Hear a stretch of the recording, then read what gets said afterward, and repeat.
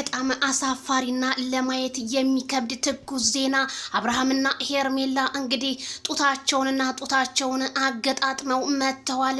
በጣም ገራሚ ነው። አብርሃም እንዴት ራስክን በእንደዚህ አይነት ቦታ ላይ ዝቅ ታረጋለህ?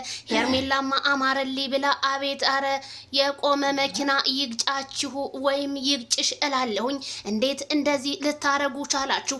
አንድ ባለ ትዳርን እንዴት ከዚች ሴት ጋር አብርሃምማ እውነቴን ነው የምላችሁ በጣም ትክክልና እንዳለው ነው የምነግራችሁ። ምክንያቱም ልጁን ትናንትና አካራስ ቤት እንኳን ሚስቱ ሳትወጣ ኮሪፍቱ ከተማ ላይ እየተዝናናና እንደውም ከሄርሜላ ጋር የሚያደርገው ድርጊት በጣም ትክክል አይደለም።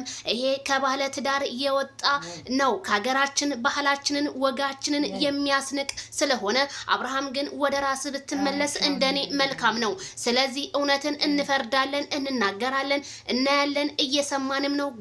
ጉድ ዘንድሮ ጉድና ጅረት ወደ ኋላ ነው ቢባልም ግን አብርሃም ግን ይሄን ነገር በጣም እየደጋገምክና እያደረከው ያለው በጣም ነው የገረመኝ። ቤተሰብዬ እናንተስ ምን አላችሁ? አብርሃም እውነት ከሄርሜላ የምትርቅበት መንገድ ግን እንዴት ጋሽዬን ታሳፍራቸዋል?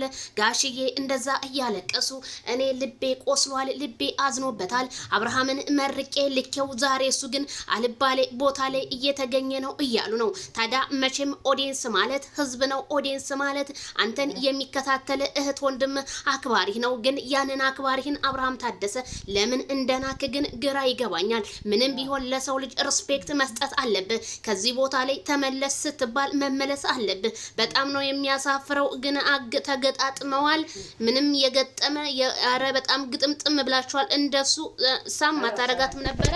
ሳም ብታረጋት ደግሞ ጥሩ ነበረ ዴ አው ሳማርጋት አይ አልሳመችም። ፎቶ ነው እየተነሱ ያሉ ቤተሰብዬ የፎቶ ስታይል ነው ያየና ያለ ነው። እንደው አቤላዬ ምን አለ ይሄን ነገር ብታስቆምልን? አቤላዬ ጥሩ ልጅ አልነበርክም ወይ? አቤላዬ እንዴት ትናንትና ከሩታ ጋር አብረህ በልተህ ጠጥተህ እንዴት እንደዚህ ታረጋለህ? በጣም ነው የሚገርመው። በጣም ነው የሚያሳፍረው። በጣም ያሳዝናል ከምላችሁ በላይ። ከባለ ትዳር እኔ እየጠበቅኩት አይደለም። አብርሃም ጥፋትህን ነግርሃለሁ፣ ወደ ራስ ተመለስ ወንድሜ።